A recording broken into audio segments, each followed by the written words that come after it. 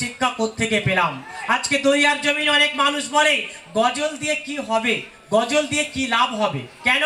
আমি আরাবুল ইসলাম গজলের মাধ্যমে কি বুঝিয়ে যাব আপনারা বুঝতে পারবেন।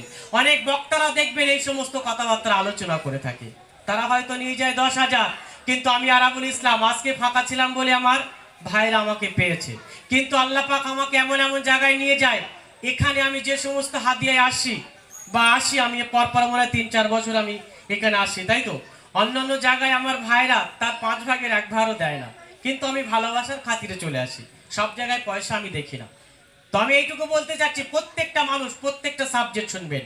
জান্নাতে আমাদের পিতা আদম আলাইহিস সালামকে যখন রাখা হলো, আমাদের মা হাওয়াকে যখন রাখা হলো, আল্লাহ পাক একটা কথা বলে দিলেন, তোমরা যেন ভুলেও গন্ধম ফল খাবে না। তারা কি করলো?